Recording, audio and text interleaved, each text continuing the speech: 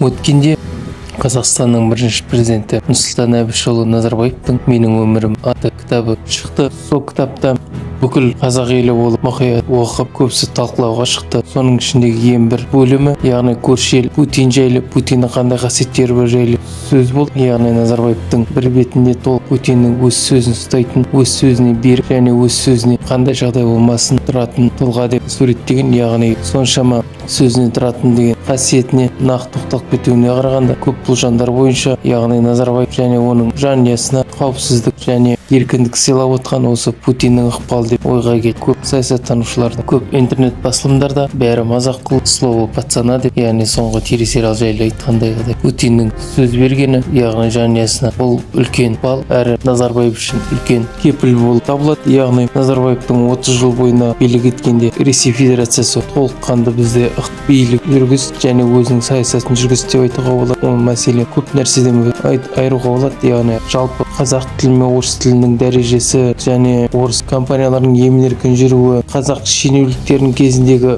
орыстарға қарсы шығып көбісінің үстінен іс қозғалып немесе орнынан босатылуы, көптеген жобалар Қазақстанда болған. Яғни Ресей Федерациясының мемлекетіне қатты кедергі болғасын жапқызып тастаған. Соның бір мысалы айтуға да болады. Мұхтар Жәкішевті кезіндегі Қазатомпромның іргетасын қалап, әлемдегі ең үлкен компания болған кезде ресейліктерге ұнамай Путинге сонымен сөзге келіп қалған үшін кейін үстіне іс қозғап 11 жылға соттап жіберді. Оны айта берсе көптеген жағдайлар бар және мысалдар келтіруге болады. Әрине толыққанды Ресей Федерациясы Қазақстанды биледі, ойларына келген істеді, ауыздарына келген көпірді әлі де көпіріп келеді. Бірақ бұрынғыдағы толыққанды билей алмағасын қазір ызу ашумен айтып жатыр. Өткен жеттегі Қазақстан Республикасының сыртқы істер министрінің орынбасары, яғни америкалық басылымға интервью берген кезде Америкамен және батыс жалпы Европа Америкамен қарым-қатынас жақсартқанымыз, ол бүкіл осы Қазақстанның тарихи орыс және Қытай империяларының екі ортасындағы ықпалын азайту,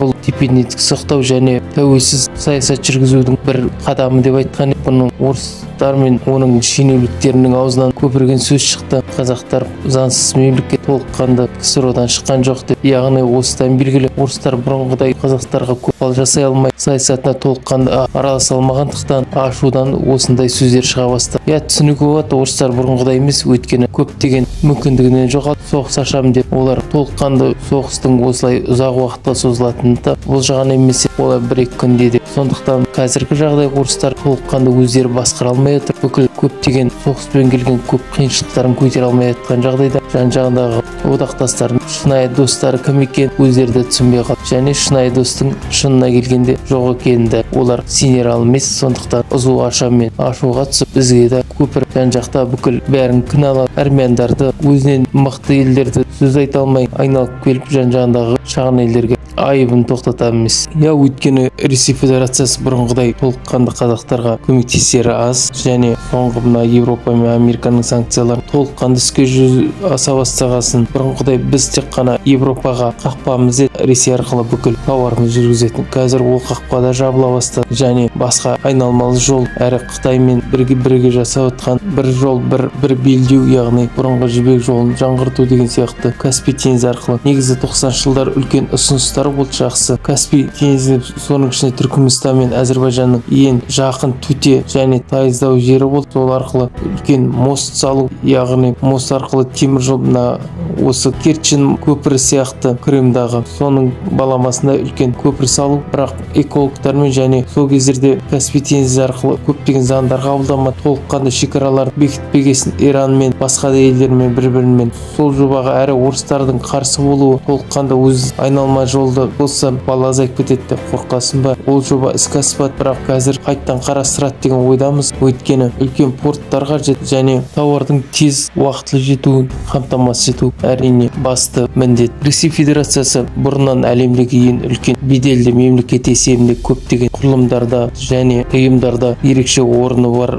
мемлекет еді. Көптеген Біріккен ұлттар ұйымында сайлауда қатысатын, бетті қойып бүкіл әлем Ресей Федерациясына сыйламаса қорқатын еді. сон көп жерлерде шақыртылып оның ойын пікірін білетін еді. Қазір ешкім шақырмайды, ешкім араласпағасын. Кезіндегі азулы аю қазір ашулы айға жалғыз өзі қалып қойды өз орманында. Сондықтан да түсінуге болады, орыстардың алыстағы жау емес, жақындағы көршісін жау қылып атқаны, яғни соғыс бастағаны өзінен емес, көршілерін кінәлап, өз дәуірінің өтіп баратқаны, онсыз әлем тоқтап қалған жоқ, орыссыз да күн көріп атқанын көре алмай. Бұл да бір үлкен қауіп деуге де болады. Яғни Украинадағы көптеген жеңіске жетпесе, қайтадан ызаланып бізге шаппасқа кім кепіл екен. Сондықтан шығар біздің сыртқы саясат жан-жақтағы көп келісімдегі Қытаймен, түркі елдерімен және көрші ендірік мемлекет орталық Азиядағы өзбектермен тығыз қатынас жүргізіп жатқан. Бұл да бір тепе-теңдік және шектеу деп түсінуге болады. Өйткені ешқандай кепіл жоқ бұл әлемде. Қауіпсіздігіңе бүгін жақсы көрші болсаң, ертең қас болмасқа. Сосын да шығар президентіміз Қасым-Жомарт Тоқаев сыртқы істер министрінің орынбасарының